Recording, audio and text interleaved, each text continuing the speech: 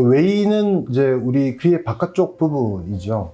뭐 의사들끼리 얘기하는 기준으로는 고막의 바깥쪽 표면부터 귓구멍 그리고 겉으로 보이는 귓바퀴까지를 이야기를 합니다. 피부 다른 부위는 각질이라고 표현을 하죠. 귀 부분만 이제 따로 떼어서 이제 귀지라고 이제 우리가 뭐 일반적으로 부르게 되는데요. 시간이 지남에 따라서 저절로 뭉쳐서 흘러나오게 됩니다.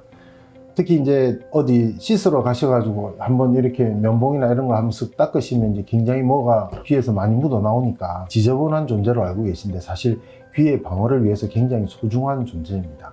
어떨 때 우리가 가끔 귀가 가려울 때 있죠. 씻고 나서 그러신 경우가 있는데 우리 몸의 다른 피부도 마찬가지입니다. 이렇게 물에 젖어 있을 때는 피부가 좀 불어 있죠, 그죠? 이 귓구멍도 마찬가지입니다. 그 귀가 젖어 있을 때 면봉으로 닦으시면 닦는 그 순간에는 시원하신데 닦는 행위 자체가 피부를 굉장히 붓게 만들고요, 피부에 손상을 주게 됩니다. 그럴 때 이제 발생하는 귀의 피부의 염증이 가장 흔합니다. 그것은 이제 저희가 본발성 웨이도염 이렇게 부르는데 습도가 높을 때 이럴 때 이제 제일 많이 생기죠.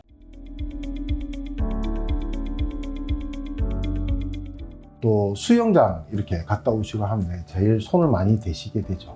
근데 이제 조금 다른 형태의 웨이도염들도 있는데 이게 피부 전체가 이렇게 벌겋게 붓는 것이 아니고 특정 부위에, 특히 모낭 같은 부위에 세균이 침투를 해서 고름 주머니를 만드는 경우가 있습니다. 이절이라고 저희가 부르게 되는데요. 그때는 우리가 피부에 생긴 종기를 짜내서 없애듯이 종기가 있는 부분을 피부를 절개를 해서 터뜨려야 됩니다. 그래야 이게 빨리 나을 수가 있고요.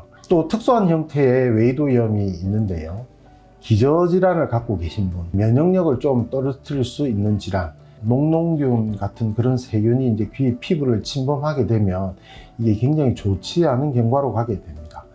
귀에 있는 피부뿐만 아니고 뼈라든지 또는 뼈 속을 깊이 침투하게 되어서 머리와 뇌 쪽을 지배하는 뇌신경을 침범해서 안면신경 마비가 오거나 두개저 골수염이 오거나 그런 치명적인 웨이도염을 만드는 경우도 있습니다. 그럴 때는 이제 악성 웨이도염 이런 표현을 쓰게 되죠. 그런 게 이제 원인이 될 수 있습니다.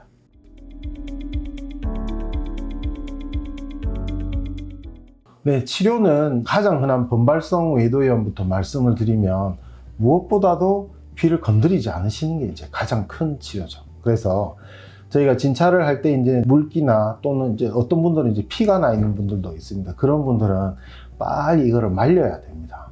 말려야 불편함이 줄어드시고 피부가 원상태에 복귀가 되어서 정상 이제 조직력이나 방어력을 이제 발휘할 수가 있게 되죠.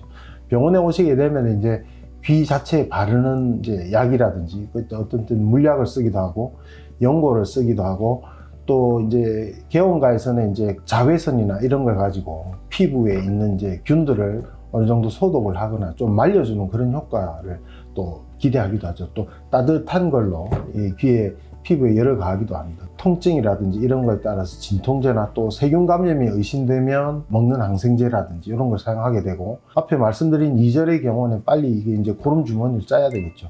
빨리 짜내고 고름이 다시 고이지 않도록 하는 그런 치료가 중요하겠습니다. 이 악성 웨이도염은 치료가 굉장히 좀 까다로운데요. 대부분 장기간 입원 치료를 해야 되는 경우가 많고 또 CT나 MRI, 펜 검사 이런 거를 통해서 정상 조직이 얼마나 이제 손상을 받았는지 그리고 단순히 이제 웨이도염에 의한 병변만 있는 건지 다른 문제가 숨어 있는 것이 이 웨이도염으로 이제 나타난 것인지 그걸 보기 위해서 이제 조직 검사를 한다든지 또는 이미 생존력을 잃은 조직들이 치유되는 것을 방해한다고 생각되면 수술로 괴사된 조직을 없애는 변연절제술이나 이런 것을 시행하기도 합니다.